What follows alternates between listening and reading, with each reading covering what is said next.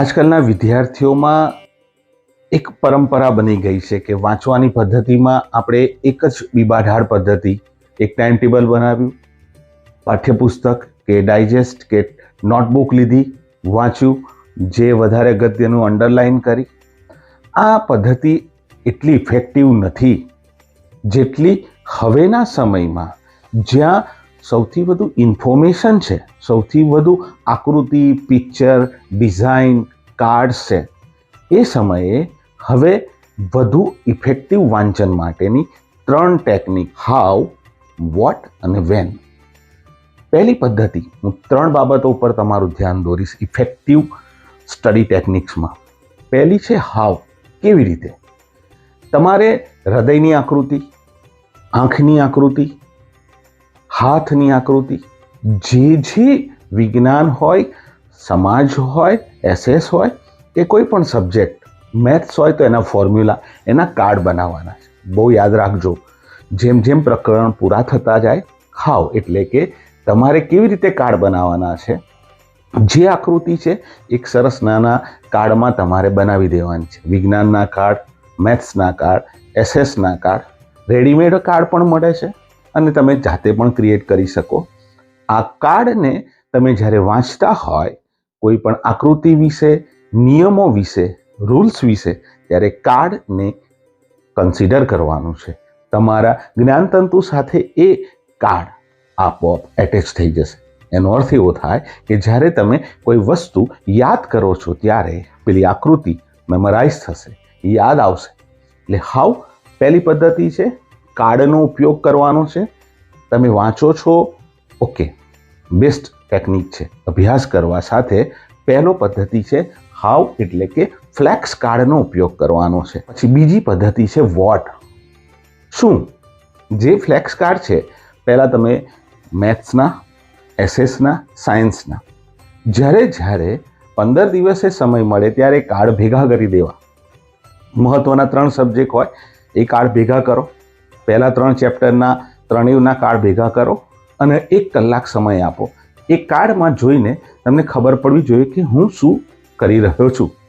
એટલે કે તમે વિભાગીકરણ પણ કરી શકો. તમારા મન સાથે બધું ભેગું નથી થતું, પરંતુ તમે જે વાંચ્યું છે એ કઈ રિલેટેડ છે. એસએસનો નકશો તમે જોયો, કોઈ એક પરિયોજના જોઈ, તમે નિયમો જોયા, સાયન્સમાં કોઈ એક પ્રયોગ જોયો, એક ફ્લેક્સ, બધા જે ભેગા છે એ વોટ એટલે તમે શું ભણો છો એ ક્યારેક એ ભેગા કરીને ચેક કરી લેવા. આ મટીરિયલ તમારી પાસે હોવું જોઈએ. 365 દિવસ છે આપણી પાસે. આપણે જ્યારે ફાલતુ સમય બગાડીએ છીએ ત્યારે આવા કાર્ડ રેડીમેડ પણ તમે બનાવી શકો છો. તમે પ્રિન્ટ પણ કરાવી શકો છો. કોમ્પ્યુટર યુગમાં તો તમે જે ઈચ્છો એવા કાર્ડ થોડા બનાવી લો. મહત્વના મુદ્દાઓ, કેટલાક પ્રશ્નો વર્ષોથી એકના એક પૂછાય છે, એના કાર્ડ બનાવેલા હોવા જોઈએ. એટલે બીજા મુદ્દામાં એક કાર્ડ જ્યારે ભેગા થાય છે ત્યારે તમારું મગજ જુદી રીતે વર્તે છે અને એનું કન્ક્લુઝન કાઢવા પ્રયત્ન કરે છે. એટલે બીજી પદ્ધતિ, આ બહુ સરળ પદ્ધતિ છે. 15 દિવસે એક જ વખત એને સમય આપવાનો છે. અને થર્ડ વન જે છે વેન, ક્યારે. આમાં બહુ સમજવા જેવી વાત છે કે એક રિસર્ચ થયેલું છે 2006માં. એમાં મેડિકલના 2 જૂથ બનાવવામાં આવ્યા, 30 વિદ્યાર્થીઓના.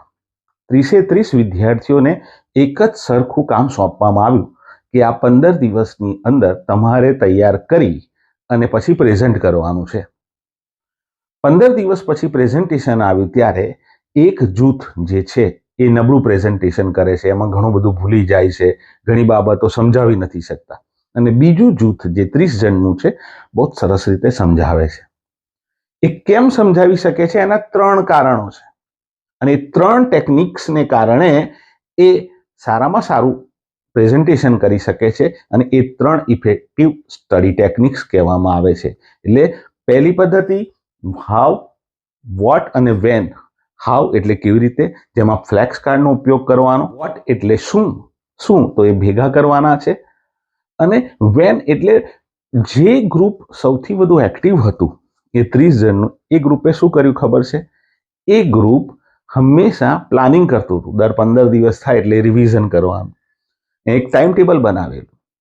એટલે જે એને ટોપિક આપેલા એ દર 15 દિવસ અથવા મહિનામાં એકવાર રિવિઝન થતું હતું. પરિણામ સ્વરૂપ એવું થતું હતું કે એ ફ્લેક્સ કાર્ડને લીધે, એનું ભેગા કરી લેવાને કારણે અને છેલ્લે પુનરાવર્તન કરવાને કારણે એને બધું જ સરસ રીતે યાદ રહી જતું હતું. મિત્રો, આ 3 ટેકનિક્સ યાદ રાખવાની, જેના કારણે તમે બહુ જ પદ્ધતિસર શિક્ષણ મેળવી શકો છો, યાદ રાખી શકો છો. આ નવી પદ્ધતિઓ છે. આપણી એક પદ્ધતિ તો છે જ કે આપણે પાઠ્યપુસ્તક ખોલ્યું, આપણા પ્રશ્નોના જવાબ વાંચ્યા, એ વાંચ્યા પછી આપણે એને રાઇટ કરીએ છીએ, કોઈ જગ્યાએ જઈને મોઢે બોલીએ છીએ. પરંતુ સૌથી નવી ઇફેક્ટિવ પદ્ધતિમાં આ ફ્લેક્સ કાર્ડનો ઉપયોગ કરો, એને મિક્સ કરો, પછી એનું પુનરાવર્તન કરો. આ 3 ટિપ્સ સૌથી અસરકારક સાબિત થશે. Thank you.